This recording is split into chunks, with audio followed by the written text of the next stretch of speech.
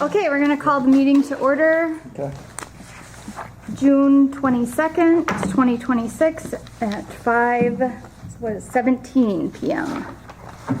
We'll start with roll call. Jessica Crosby. Here. Dale Johnson. Here. Tony Corpy is not here. Tina Sather. Here. Roxanne Skogsadich. Here. Joanne Smith. Here. Beth Shimon. Here. All right, we'll stand and do the pledge.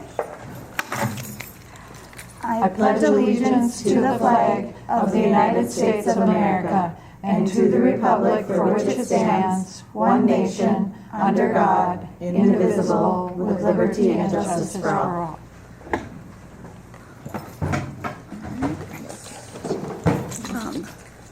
Do I have a motion to approve the agenda as presented? By Rocks. I'll second. Motion by Rox and second by Tina. And we wanted to add, Well, I don't see them here. oh, But okay. the football boosters had inquired about getting on to get their 4th of July fundraiser approved. So maybe add it at the bottom. Okay, So, I'll rep for them, I guess. Football Bronco Boosters 4th of July Burger Booth approval Yeah.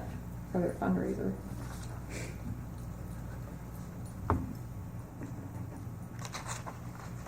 okay. Okay, all right. Any other additions, changes? No. All right. All those in favor of approving the agenda as presented? Aye. Opposed? Motion carries. We'll go to open forum and you can have Lauren present. Do I let Sarah go first? Yeah, Oh, yeah, go for it. Is that the, is there a Oh, yeah, there's microphone? Lori. See, I'm glad I got you added, Lori. Is there a microphone up there? Oh, you got one? Okay. You'll have to, yeah. Perfect. Good evening. I know that I sent a letter to each of the board members individually, but I wanted to address the board at an open meeting as well. But thank you for the opportunity to speak tonight. I have been an employee of ISD 361 for the last 10 years. Over the course of my career, I've had the opportunity to teach students from preschool through 8th grade. As you consider staffing for next year, I respectfully ask that you keep 3 sections of 1st grade. Throughout my career as an educator, one belief has guided my work: we need to start with what is best for kids. Budget concerns, staffing challenges, and enrollment numbers all matter, but our students should remain at the center of every decision we make. As a 3rd grade teacher, I had the opportunity to see firsthand how important the early elementary years are. When students come to 3rd grade with strong reading, writing, math, and social emotional skills, they're ready to learn and succeed. When those foundational skills are missing, catching up becomes much more difficult. 1st grade is where so much of that foundation is built. I understand the financial realities facing our district. However, if reducing costs is the goal, I encourage you to look at the full picture. Adding paraprofessionals to larger classrooms can help, but paraprofessionals are not a replacement for a classroom teacher. They are also often reassigned when needs arise elsewhere in the building, meaning that support isn't always consistently available. As a classroom teacher, on the other hand, is there every day providing instruction, building relationships, and meeting students' needs in real time. Teachers will always do whatever it takes for their students. That's who we are. But just because we can take on more doesn't mean that we should have to. Teacher well-being matters. When class sizes are manageable, teachers are better able to provide individualized support, interventions, and positive learning environments that the students deserve. Maintaining 3 sections of 1st grade is an investment in our students' future.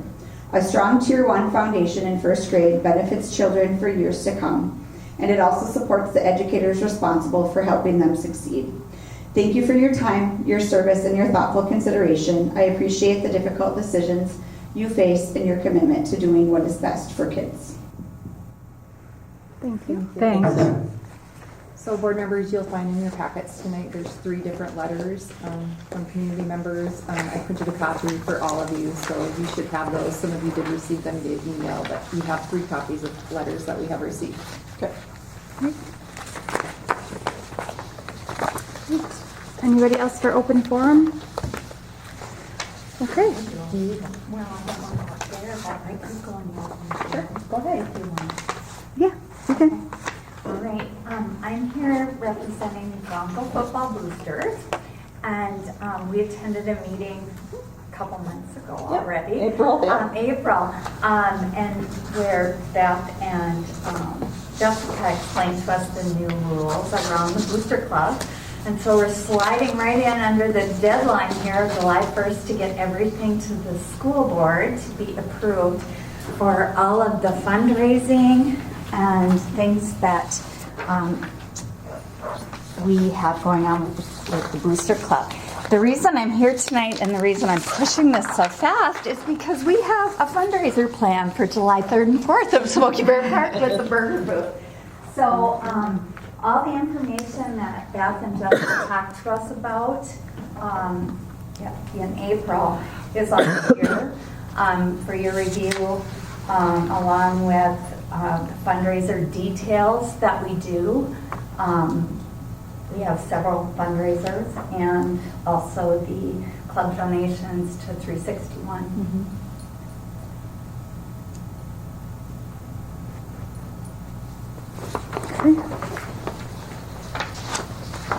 And so this one is just for the 4th of July to start with? Well, it actually would be the burger booth, the Bronco Burger booth. Right, okay. We have a Minnesota Department of Health license and a general liability and policy. That's awesome. Okay. Thanks, Lori. Great. Thank you. Awesome. All right. So we've got it in our action items Yeah. to approve. Yep. All right. Thank you. We'll go to committee and, oh, no, sorry, I missed Lauren. Lauren? Yep, Are you ready? I'm ready. Awesome, you can take, Can you see my screen, my presentation? yes. Wonderful. All right, so hello, I'm Lauren Startup. I am International Falls Public Schools Business Manager. Tonight we'll be going over the fiscal 26-27 preliminary budget, which is a standard step in the district's fiscal management cycle. The purpose of the budget revision is to project and estimate the budget with current financial conditions, ensure accurate reflection of revenues and expenditures, and maintain the district's overall financial stability. Budget projection we'll go over reflects our best estimate of the district's financial position based on the information available today. Several key factors were incorporated into these projections, including updated enrollment projections, which directly influence many of our revenue assumptions and staffing needs, current estimates of state and federal revenues, including any known funding changes and available program allocations, planned staffing levels designed to align resources with enrollment trends, student needs, and operational priorities, a detailed review of prior year revenues and expenditures to identify spending patterns, one-time costs and areas requiring budget adjustments, planned investments in deferred maintenance projects necessary to preserve district facilities and address ongoing capital needs, as well as updated projections for the current fiscal year's anticipated financial results, which provide the starting point and inform assumptions used in developing future budget estimates. So together, these factors provide a comprehensive and realistic framework for the budget projection, helping ensure that our financial planning reflects current realities, while positioning the district to make informed decisions for the years ahead. More specifically, the assumptions for revenue are as follows. We had a state basic general ed aid increase of 2.69% over the prior year. Property tax revenue, which is adopted by the board in December 2025. Other state sources, we saw increases in basic skills and English learner. Federal sources, we saw decreases in title funding. We saw that across the state actually, and then offset with new CEIS revenue. In terms of local sources, we have two new large grants. There's a native language and there's a full service community schools grant, which have specific spending requirements, as well as our enrollment. So K-12 enrollment, we're looking at 878 for the next year, down 30 from fiscal 26. Lauren, what's CEIS, please? CEIS is early intervention services. I can't remember what the C stands for, but it's students, Beth, can you answer this one better than I would? So this is Or- an acronym for Coordinated Early Intervention Services. Okay. So it's a federal program where we receive a chunk of money to be used for certain intervention services for certain students.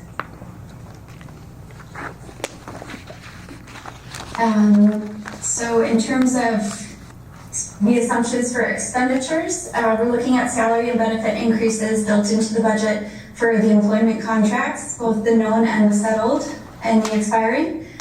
We had a paid family leave law implementation that started in January 2026, so we're now applying that increase to a full year of salaries. Purchase services, supplies, and equipment, we're seeing increases ranging anywhere from 2 to 5%, so we've applied that idea to the budget there. In terms of supplies and materials, we're seeing increases from 0 to 2%, so again, depending on the line item, we've applied an increase there. We're assuming class sizes are remaining similar.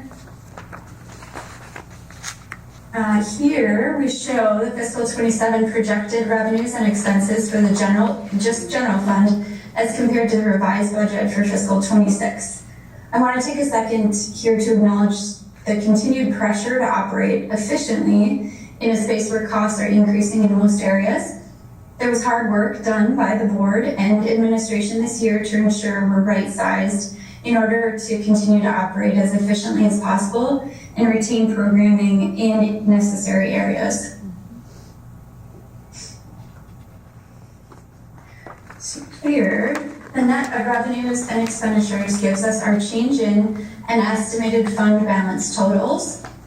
Fund balance protects against risks like enrollment loss, state aid reductions, emergencies, pandemics, unexpected cost increases.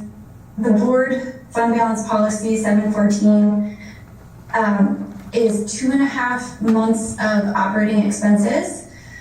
So we're looking to end fiscal 26 this year under that threshold. And with the current budget for fiscal 27, expect to be slightly above that threshold in 26-27.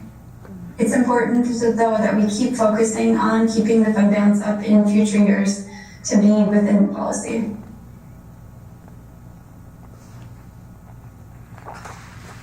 Here we can see the revenue set forth in the revised 25-26 budget as compared to the 26-27 preliminary budget by fund. So this includes all funds. Some items to note above are the increase in the grants.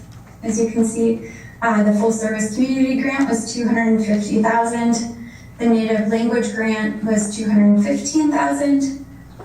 The full service community grant was greater, but the next year's allocation for it is just at $250,000, just to clarify. The construction variance is related to the cash holding in the interest account. And so interest earnings gains. So as we spend down that debt issuance proceeds bucket or set of funds, so we see much less in interest earnings each year, year over year. So here we see the expenditures as set forth in the revised 25-26 budget as compared to the 26-27 preliminary by fund. So again, it includes all of them. One item to note is the decrease in community ed from 744 to 488. This is related to some cleanup we did recently of some payroll coding at year end where folks have moved out of early ed, so Fund 4 community ed, into classrooms over the past couple of years. So we caught that recently and fixed what it looks like. Some construction is the second thing I want to call out here. So construction spending has progressed a little more slowly or billing than what we initially had estimates for. So as a result, the revised fiscal 25-26 budget currently reflects a larger amount of construction expenditures than we now anticipate to be incurred in this current fiscal year. So based on updated estimates, a portion of those costs in this bucket will be moving into next year. And so they're just reflected in both areas, but since we're months past approving this budget, it looks quite a bit negative. The difference is it's not going to hit in both years. And so we carried forward that balance into the next fiscal year. And it's just reflecting the updated construction timeline. I have another question. Yeah, of Maybe course. Beth, you can answer this one. Related to the community, oops, slapped that thing. Related to the community service and then the statement by Lauren about the early childhood funding, it kind of sounds like transfer. Is this kind of related to when things changed where preschool teachers had to become more licensed, and so it's taking a lot more of the early childhood dollars and putting it into like what I would think of as a general fund rather than out of a community ed fund? Lauren, you can correct me if I'm wrong here, but when we started, as we've started to really drill down some of the financial components, we're just really doing some heavy lifting on making sure people are being coded to the appropriate buckets of money. Mm-hmm. So one of the things that we identified is some of our early education staff were not necessarily being coded from where they were supposed to be coded. Is there anything you want to elaborate on in that realm, Lauren? Yeah, exactly that. So we were digging into salaries and just making darn sure that every person that we have in the school and in each program is truly working in that program. So we came across a few folks in community ed that are actually working in the elementary school at this point, and their coding might have been there from a while back when they were working in the early childhood community ed programming. Okay, thank you. Mm-hmm.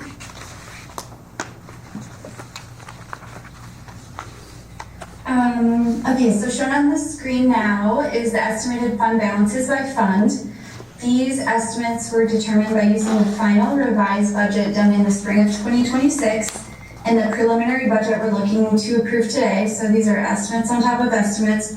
Notice the construction and student activity areas look quite negative, so we can consider that some expenses, notably in the construction, funds will have moved to the following year. So this picture is more negative than we can truly expect come the end of the year. I just wanted to call that out, that it's not going to look that negative, but this is built on ending audited fiscal 25, budget for 26, and then the projected budget for 27.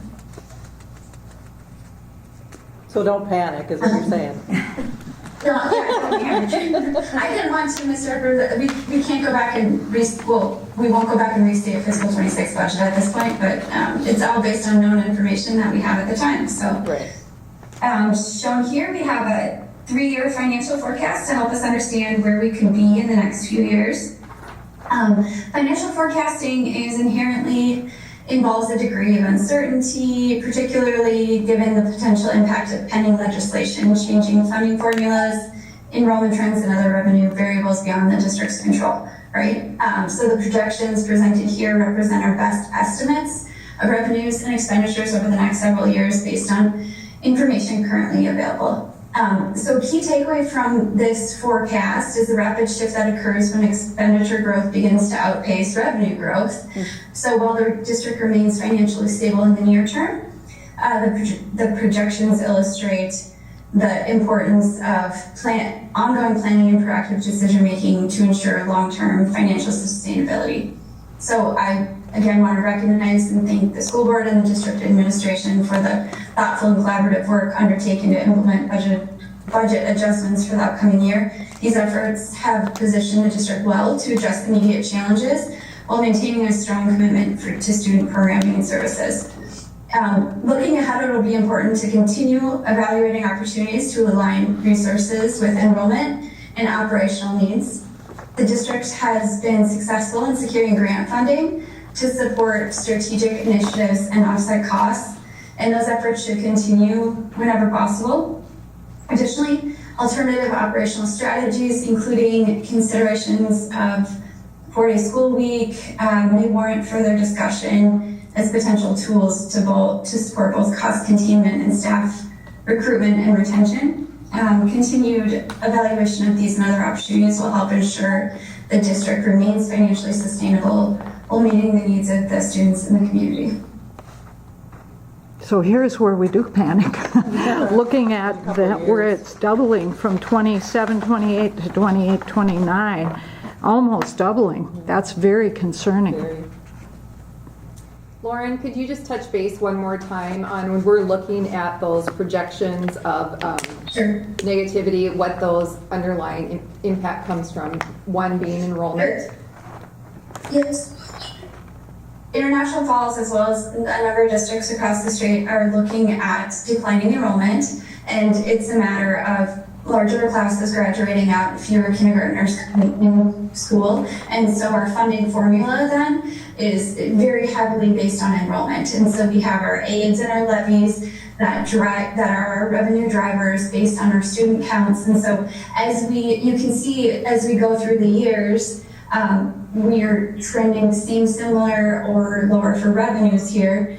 And our expenditures with inflation, with settlements for bargaining groups, our expenditures are every single year going up by percentages. And so it's a very delicate balance between our enrollment and our staffing. And our staffing is 80% of our 80% of our budget in a school district, salaries and benefits. And so it's what you see is that compounding every year, right? And the cost of absolutely everything is going up right now, whether it be gas to run our buses, to food to feed the kiddos, to supplies to bring into the classrooms, to custodial supplies. So it's just continued pressures all around.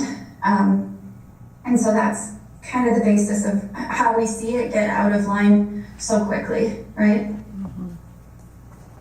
And again, this forecasts there's a degree of uncertainty, and so we look at these every year, and you can hope it doesn't get that bad, and we can hope that we continue to get the grant funding that the office has worked really hard on, and that team has done a great job on. So, Lauren, is there any projecting in here with regards to the online school that we're going to implement?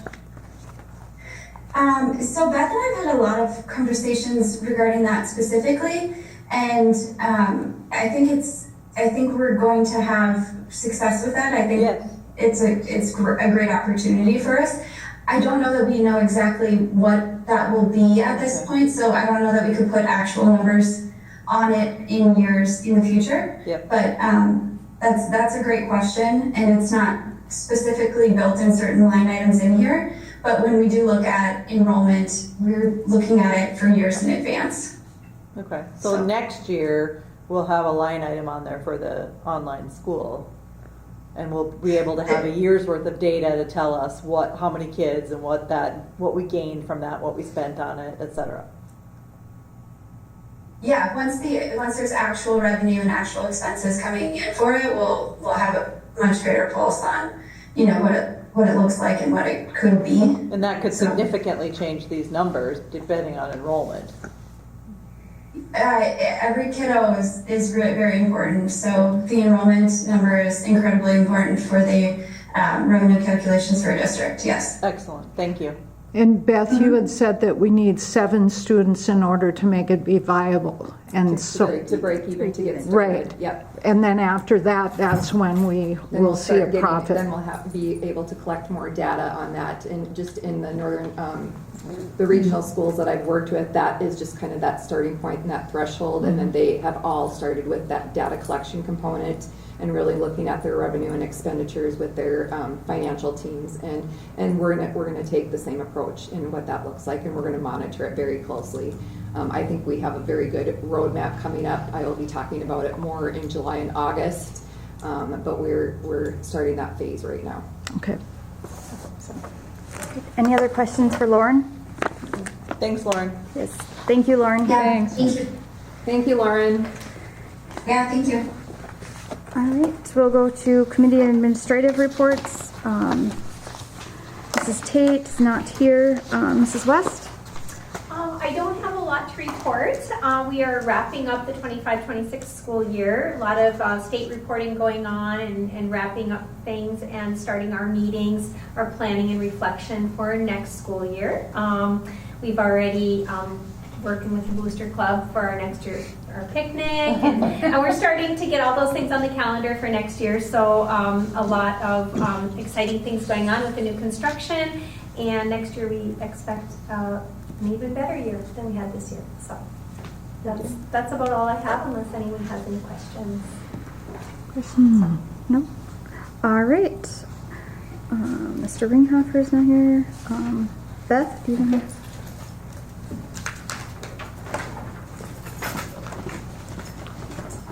So before I get started, Mr. Wilson, if you want to just come up for a moment, I'll let you introduce yourself. Board members, you have met our new technology director briefly tonight, but I want to make sure that we're taking the opportunity to introduce you to new key people that are coming into our district to lead different departments and or programming. So I am very proud to introduce to you tonight to our community our new technology director. This is Julian Wilson. He and his family are new to the community. He comes with a robust background in technology, cybersecurity, school safety elements, and I would like him to take a moment to introduce himself to you tonight. We're very excited that he and his family are here, and on behalf of 361, we want to welcome you. Thank you. Good evening, everyone. I'm Julian Wilson. I'm your new technology director. That's Beth. Introduce me. I first wanted to express my gratitude to everyone here for giving me this opportunity. I bring over 15 years of experience leading technology, security, and operational initiatives for large global organizations. Most recently, I served as the Assistant Vice President of Corporate Security Technology for a major financial institution, where I led teams and programs focused on technology operations, physical security systems, and risk management. I hold a master's degree in Science and Information Technology Management. And I believe that technology is at its best when it helps people to solve problems, work together, and stay focused on what matters most. My family and I recently relocated here from Texas, and we were excited to put down roots and become part of this community for years to come. I believe strong communities are built through relationships, service, and people who are willing to invest in the places that they call home. As I begin my work with ISD 361, my initial focus is on making sure we are in compliance with all local, state, and federal requirements, while also mitigating risk and strengthening the security of our environment for staff, students, and the community.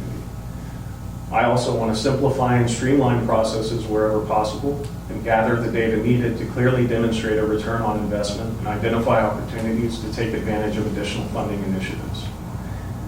But before building a long-term plan, I believe it's important to first understand exactly what we have so I can determine what we need and where we should focus our efforts.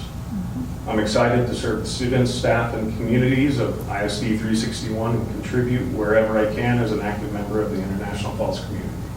Awesome. Thank you. Great. Thank you. One question, Julian, have you ever been here in the winter? All right. You're here from Texas, you know what you're in for. No, so my family, I have a lot of family up here. Oh. My wife was born here, moved away when she was 3, but now we've returned and we've been coming here every year for the past 10 or so years. So usually summers, but a couple winters. So. Okay, just so you know what you're in for. Thank you. Thank you.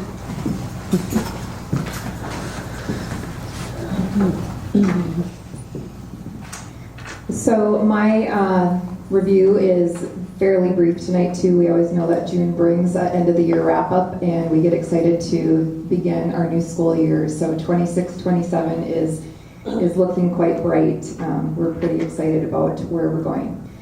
As you heard tonight in our budget presentation, one of the things that is going to be rolled out this year slowly but surely, and I think Mr. Wilson probably was a little surprised when I introduced this topic tonight, but we are going to be opening our online school. It's going to be a slow start, but what will happen is we are going to be partnering with an online platform that will provide what we need when it comes to special education services, to teaching, to tutoring. It is a model that many regional northern Minnesota schools are using to get a pulse and to gather data on what they're going to see in enrollment numbers. And once we take that information And with a strong program, and once we start enrolling, seeing an increase in enrollment, then we will start assessing what the data shows us and how we need to support it with staffing here. So an example of that might be we could have a first grade student enroll, we might have 3 third grade students enroll, we might have 10 10th grade students enroll in specific classes. Once we start getting to certain thresholds in data when it comes to numbers, we will start identifying that cost-benefit analysis where we start looking where we need to plug in our own teachers. We're going to take a slow start. It's going to be probably 2 to 5 years. We're going to see how the program goes. If we're finding that we have greater success than we initially anticipated, we will start looking at a roadmap plan to identify and apply through MDE where we can look at taking kids from out of boundaries. So what that means, we're going to start slow where we would take in-house district students only who live within our boundaries, and right now we're sitting at about 193 students that do not attend ISD 361 who are our actual students. And I think we've talked about that many times throughout my time here. We have a number of students that attend online schools elsewhere, and we have a number of students that are homeschooled. And I've had conversations in both areas to talk to families and to talk to community members that are very interested if International Falls Public Schools offer that. And we did find that through COVID, we're seeing some of the impacts of COVID and student performance and outcomes right now when it comes to academic achievement, when it comes to student attendance. And we're seeing that many people like the option of having either a hybrid model where they can attend school online and they can attend maybe some electives in school, but also having that flexibility to be able to access education from their home, or if they're a family who is a little bit on the move, that they have access to their educational platform at their fingertips. Many northern Minnesota schools have started this process. We are going to be following suit based on our experience with a number of regional schools that have been highly successful in their roadmap, who have enrolled students beyond what their target numbers were. We are going to start small with hopes of 10 to 12 kids. Most of the schools that I have talked to have exceeded that 2 to 3 to 4 times the numbers. So we will be I will be introducing the launch date in the end of July, where we'll have the community come in to our school and they will meet with our team. In addition to, I will be going out into the school community. I will be meeting with families. I will be holding events within the community and doing some presentations in the month of August. So that is an area that we are slowly but surely expanding, and we are very excited to have a tech team in place that can help facilitate that along with our building administrators. We will be partnering our ALC position, and we will have a lead teacher. So that's going to be a partnership position. Our ALC teacher will also be our program oversight. They won't be actually teaching, but they will be doing check-ins and doing reports with our platform selection to make sure we're on track with where we need to be. Do you have any questions right now? I will be doing a more in-depth presentation in July. And first. You were first, I think. Oh, okay. So when you said plugging in our own teachers, do you mean we are going to have some teachers who are not our own teachers? Right now, the initial investment will be teachers that are hired through this program, but they offer core classroom subjects. So if we have a first grade student that enrolls, our first grade student would join another class, and they would be a part of that, but that teacher would be a teacher of record for International Falls Public Schools. Okay. And one other one, when you said special ed, teaching and tutoring, I don't really understand. Did you separate that out for a reason? They have offerings for that. So one of the bonuses of this, when you're in this online platform, is they offer 7 days a week tutoring. So if a child is struggling, they offer evening tutoring services where your child can meet one-to-one with a teacher. And so, for example, if they're struggling in math, they can hop online with that teacher and have some additional supports.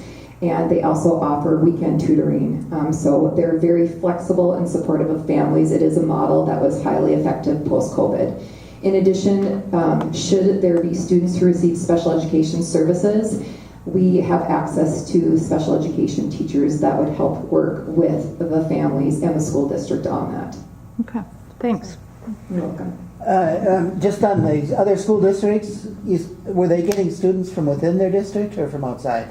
You said 10 or 12. We are taking the same roadmap as the other school districts. They are doing in-district students only. When you go to, if you want to expand your programming outside of boundary students, you have to apply with the Minnesota Department of Education. And so that process takes a while to do. And so if we find 2 years from now that this is a direction that we want to go, for example, one school that I worked with and have met with, they applied after their first year. Their target number was 20 students. They ended up having just over 50 students. Now they are just starting their third year and they've just met the threshold of 80 students. Wow. So they ended up applying to the state 2 years earlier than they anticipated to because of the popularity. So they have inbound district students and they are taking students from other districts. So is there a cap on how many students we can have do it this year? I know you want 7. There is not. I bought the basic enrollment because I want to proceed cautiously. We have had to make some significant cuts this year, and I did not want to commit as a school district more than we anticipate, but we can buy additional seats based on the actual enrollment. So we're very excited about that. So then also, do you think we'll be getting, like, is it going to be promoted to the students that are already in the school or more to the students that are in our district but currently going to school online somewhere else? It'll be primarily, the focus will be students who do not attend our district. The other area that will be afforded to our students is if we have a class that they can't access here on site. But we have a lot of really great things happening within the district this year when it comes to our elementary and our high school programming, and we've expanded electives significantly through our trimester work and just what Principal West has done at the elementary school in some of her enrichment programming. So the goal will be to support students if they can't access something here. Okay. Any other questions?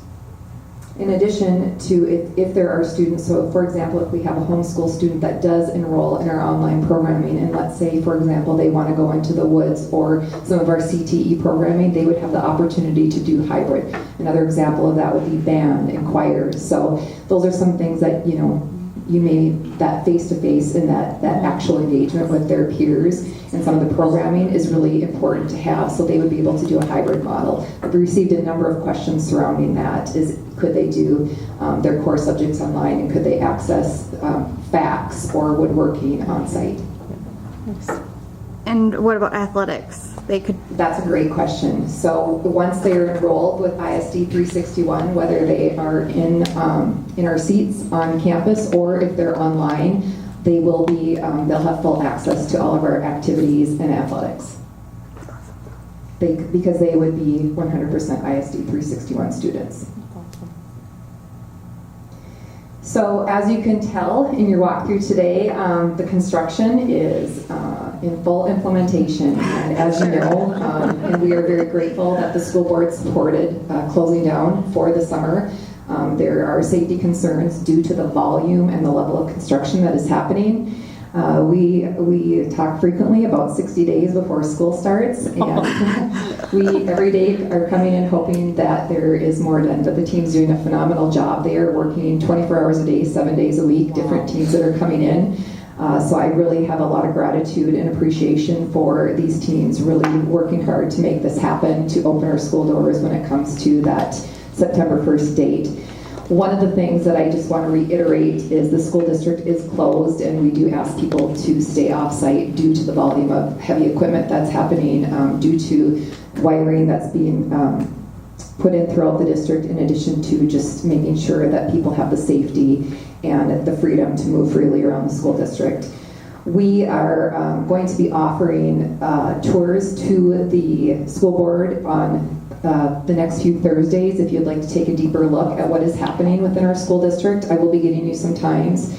The project manager is going to be flying up these next 2 Thursdays and is willing to take the school board behind the scenes and take a look at what's happening. So I will push that information out to you, and you can let me know if you're interested in doing that. We had the opportunity to meet Mr. Wilson, our new tech director. So if you have any additional questions moving forward, he does now have full access to our school district email, so he is on site fully. I also have an update on Head Start. I have been in conversation along with Chair or Board Member Roxanne Skogstad-Deach. She has met frequently with myself and Head Start programming, and we are moving forward, but slowly. We have a number of different things that we have to do, so we will be looking at the resolution that will be coming up in July on making sure we can vacate the premises, that our premises are not used for any of our school district needs. Once that gets approved, we will then approve the contract that I am currently working on with Head Start. We have some big things that we have to take a deeper look at when it comes to transportation, when it comes to the food service programming, because they have different requirements than what we do in K-12. So we are working through some of those kinks.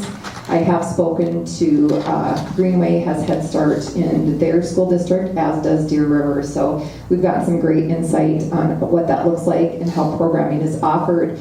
But we will make sure that our services are provided first, and then we'll make sure to fill in. But we're really trying hard to make sure that our early education wing is growing and expanding to meet our littlest learners as they get ready to head into that K-12 journey.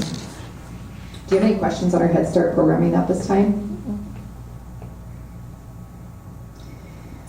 Lauren talked a little bit about our grant updates. She did highlight the fact that we do have just over $200,000 that has opened up for the next school year when it comes to our full service community school coordinator, and that's where we start, is we have to hire a coordinator. Those interviews are on Wednesday, and what will happen next is that individual will work closely with Principal West and myself in addition to our leadership team, and we will start looking at implementation for a comprehensive needs assessment on what the big pillars and needs are. So there'll be a lot of stakeholder involvement when it comes to gathering that data. So we'll be collecting data from our students, we'll be collecting data from our staff, and we'll be collecting data from our community members. And what will happen is they will take a look at what the data shows for Falls Elementary School and what we want to invest the remaining dollars into as we move forward to the future. Every school district looks a little bit different. It could be mental health support services, it could be additional staffing, it could be outreach programs, it could be after school programs. So we're really going to take all of that stakeholder data, and then we'll create a strategic plan on what that full service community school model will look like for Falls Elementary. Our grant writer, Linnea Imhoff, is taking that information right now, and she is in the process of getting ready for phase 2 to apply for a second grant for the secondary, the middle school and secondary component. So she is currently working on that. She is going to be taking a lot of data of what has worked and what has not worked when it comes to our Falls Elementary full service community school position, and so we're excited to know that that is going to be applied for our middle and secondary level also. Right now, the administrative team and also with our new technology department director, we are really looking at how we are going to strategically plan and implement for the board's approval additional updated handbooks. So right now we are looking at, and we are currently working on in the employee handbook, we are currently working on job descriptions. Mr. Wilson and I and the administrators, we are going to be having a meeting, and we're going to talk about a tech plan for the future of ISD 361 in addition to some of our additional handbooks. And then we also will be bringing in the component of the booster piece that will be up for board approval in July, and we have, we're slowly but surely making gains on that. So those are priority areas from the administrative standpoint right now, is really making sure we have updated practices when it comes to policy, procedures, and all of our handbooks for staff, community, and the school district as a whole. Our community education coordinator is not here tonight, but she has rolled out our second annual back to school bash information. And we will be opening the school district up to community members to come in again for the second year. It's really about homeschool community partnerships, having people come in and tour the schools, take a look at some of the great infrastructure changes that have happened, in addition to welcoming our families back to the 26-27 school year, which we're really excited. It's always an exciting time.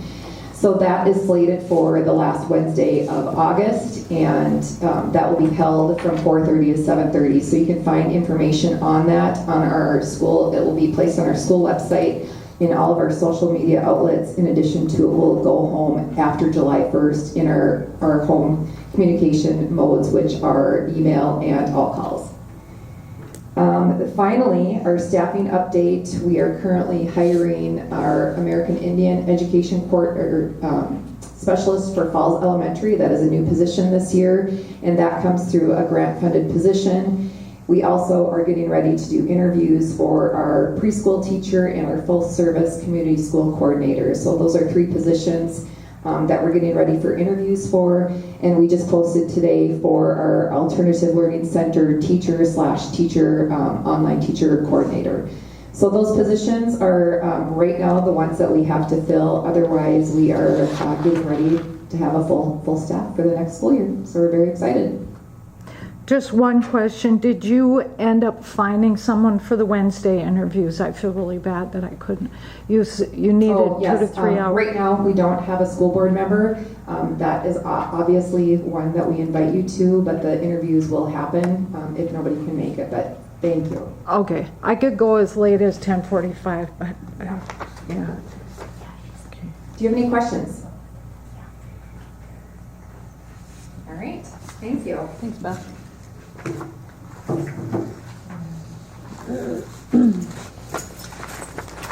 All right. Policy committee, we're continuing to go through the readings of the policies. Athletic committee, I know you are meeting in July.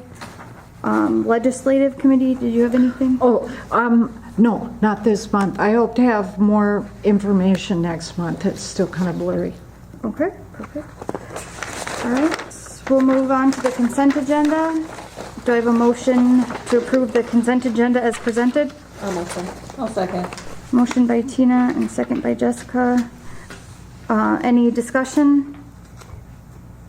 Yep.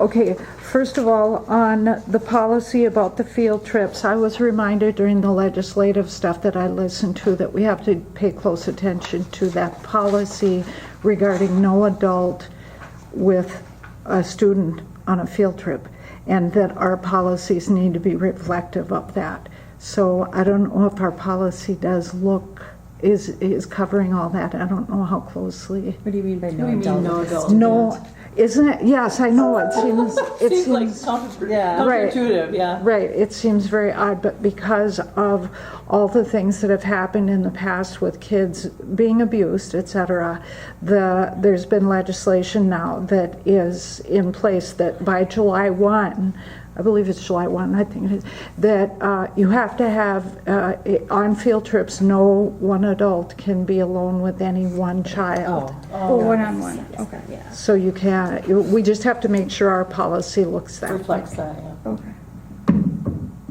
So I can speak briefly to that. It is something that was a topic of conversation for our staff at the end of this school year, because as we get ready to close out the school year, we have a significant number of field trips that take place. Mm-hmm. So one of the things that we are currently doing, and it will be shared with you in August, is we are revamping our field trip forms, and what will be identified on the forms that will go out in the back to school night is the district has historically done a one-size-fits-all field trip form. Though we will still do that, notification of families still has to happen when field trips are happening. So if they're going to go bowling or they're going to go out to Voyageurs National Park. But what you will see is on the new field trip form is we'll have state statute identified on the form. So if people want to gather more information, they will be able to look that statute up and what that identifies. But really what, you know, in simple, the most simple forms is that there can't be a one-to-one alone privately with children, which we do fully support that. We want our children to be safe.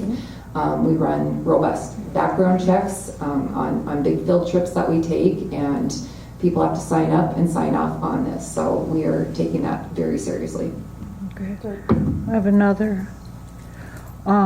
The only other one that I wanted to do was with the Tim Everson. I think that's in here, right? Yeah.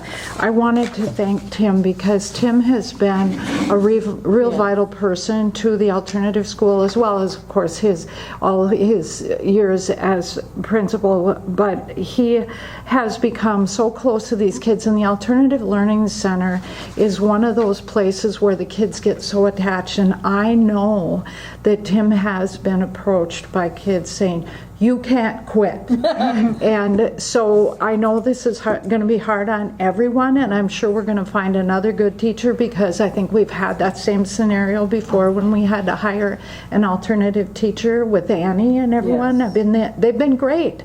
But I just want to thank Tim so much for taking on those years of service. Totally agree. That's it. Any other discussion? All right. I have a motion by Tina and a second by Jessica to approve the consent agenda as presented. All those in favor? Aye. Opposed? Okay, motion carries. We'll move to action items, improving systems and structures to create a culture where all are welcome and supported. Resolution of gifts and donations. Whereas School Board Policy 706 establishes the guidelines for the acceptance of gifts or donations to the district. Whereas the International Falls School District Board encourages the support of the district's educational programs through gifts or donations that meet the goals and objectives of the school district. Whereas Minnesota Statute 465.03 states the school board may accept a gift, grant, or devise of real or personal property only by the adoption of a resolution approved by 2/3 of its members. Therefore, be it resolved, the School Board of International Falls Public Schools, ISD number 361, accepts with appreciation the following gifts, donations, or grants received by the school district. Tractor supply, 20 cordless Powermatic brand tools to use for reverse engineering and measurement exercises in engineering class, and 1 dozen DeWalt power tools. That's awesome. PCA 5th grade bike ride to Rainier, $500. Rainier Rec Club football cheer donation, $200. Do I have a motion? I'll move. Motion by Tina and second by Dale. All right. All those in favor of approving the gifts and donations? Aye. Opposed? All right. Whereupon the resolution is declared adopted. We'll move to 1B. Approve the ISD 361 2026-27 budget as presented by Lauren Vasiso. By Rox. Second. Okay, motion by Rox and second by Jess.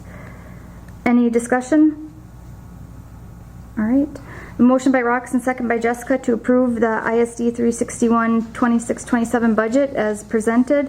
All those in favor? Aye. Opposed? Motion carries. Number 2, implementing data-driven teaching practices and staff collaboration to increase student academic success. Approve the online K-12 learning curriculum and platform Ingenuity for the school year 26-27. Do I have a motion? A motion. A second. Motion by Tina and second by Jess. Any further discussion or questions? All right. I have a motion by Tina and a second by Jessica to approve the online K-12 learning curriculum and platform Ingenuity for the school year 2026-27. All those in favor? Aye. Opposed? Motion carries. To approve the AmeriCorps reading and math support for the 26-27 school year. Do I have a motion? Motion. Second. All right, motion by Jess, second by Dale. Discussion? Do you want to Elaborate. just give a... Sure. So we had the opportunity to apply for AmeriCorps math and reading tutor slash, it's an intervention model that will come in and work within your specific grade levels. And so I submitted an application for 6 positions, and it is funded through the AmeriCorps program. There is a small fee for if you're awarded the math specific percentage for math. Otherwise, reading is 100% free. And what it does is it provides tier 2 intervention. So you're looking at those kids who need that extra scoop, so they're not meeting a specific standard or benchmark and or a specific skill set. So what we do is they take approximately 25 to 30 students that have been identified by the principal's data team, and they work in tandem with the principal and the site intervention team. And then what they do is they work with those students in math and reading that they identify. They provide daily intervention services to the students in math and or reading. And then they do progress monitoring for the students. So what that is going to afford our team is that we are going to be able to have 6 additional people in our building to work with kids in what I would deem as an upside down triangle. So when you're looking at schools right now, because of post-COVID, you're seeing what's called inverted triangles. You're seeing more kids that are performing at below grade level than are performing at grade level. So when you look at that, and if you only have 3 interventionists and they can only serve 30 students, and you need a significant amount more providing services for skill sets, we just don't have the capacity when it comes to tier 2 and tier 3, and that means beyond core instruction. So that means beyond their general education teacher. So when you think of students throughout the entirety of the school day, we have them getting their core grade level instruction in math and reading, but when they need what we call that extra scoop to identify that skill set that they need, we just don't have enough people power to work with those kids. So this will provide an opportunity for us to have additional resources on staff. And the goal, just like special education services, is to graduate students out. So tier 2 is where you're performing maybe just below grade level or a little bit more, and they need some extra time. And tier 3 is they need a triple scoop in what their performance looks like. So we have been awarded 6 people, but so what will happen now is the school district will work with AmeriCorps. Principal West and I have a meeting with them on Thursday. We will start advertising for a candidate to apply through AmeriCorps. AmeriCorps does the interviewing with the individuals. We provide characteristics and a definition of who we're looking for, and then Principal West and I will oversee the team that would be assigned to the school district. They become members of the school. They work with our students. They go through rigorous background checks. They have special training in the curriculum that they're trained to use. And then we'll have a great opportunity to see what that looks like in conjunction with what we're providing in services and how those students' skill sets are growing. Amazing. So are they full-time then? You can have part-time, you can have specified 2 days a week, you can have full-time. The barrier is, both Principal West and I had this in our former school districts. We have these models working within our school district. Generally you see retired teachers. Generally you see students who are getting their education degree. It's very meaningful work. It's really for people who are looking to have connections and help support children to be successful. Okay, I have a question. Is it going to be pull-out or within the classroom? We can decide what that looks like. And so we will have a designated spot. Principal West and I are meeting with the team. I had both in my former school district. So, and then who do they answer to? They will meet with a site coach in addition to the building principal, and they will work directly with administration. Okay, one last question. In terms of the HIPAA laws and access to our entire network of information that we have, where do they lie in that? They have access to the information for the students that they work with. They go through the same process that an employee would go through. They do the background check, they would have a district email. They are partners in the educational field. They are strong partners in the educational field. You see them in most school districts. And I know that the school district had looked at this program in the past. One of the barriers was getting qualified applicants. And Principal West and I will decide who that will be. And just wanted to make sure they didn't have access to other kids' records. Okay. No, we follow that law stringently. Thanks. So you said this is just for reading and math help, right? Not for anything else. Okay. Yep. So it could, though, potentially help with some of the concerns with the grade levels. Yeah. Okay. Huge. All right, any other questions? Okay. A motion by Jessica and second by Dale to approve AmeriCorps reading and math support for the 26-27 school year. All those in favor? Aye. Opposed? All right, motion carries. We'll do our add-on. Do I have a motion and a second for the 4th of July football Bronco burger booth? No motion. I'll second. All right.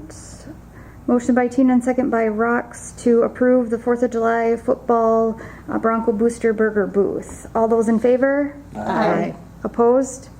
All right, motion carries. Say that Where 3 would I times eat fast. if it wasn't approved? Yeah, right? Good burger. My husband eats it every time. Food's already good. All right, so I have a motion to adjourn. By Rouse. Okay. I'll second. All right, motion by Rox, second by Dale to adjourn the meeting at 6:17. 17. Thank you. Thank you, everybody. All those in favor? Aye. Opposed?